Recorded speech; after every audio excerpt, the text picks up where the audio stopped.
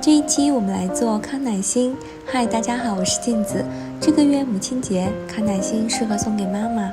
用粘土做一个康乃馨的插花吧。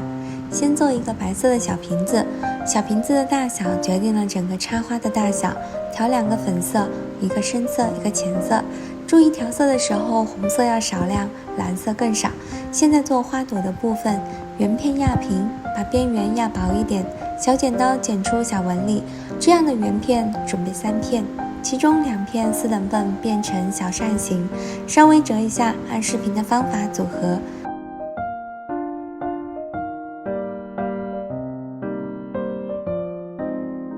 花朵就做好了，再次晾干一下。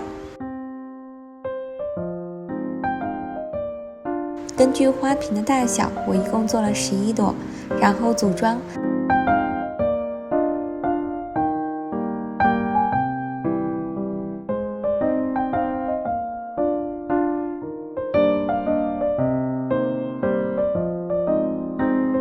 组装好了以后，在花瓶表面刷一层亮油，等完全干了以后，再加一个漂亮的蝴蝶结。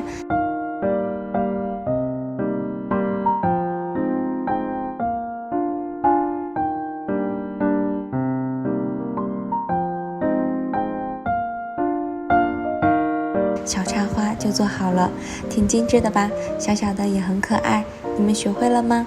好了，这一期的教程就到这里了。如果喜欢我的视频，就请给我点赞加个关注哈，谢谢大家。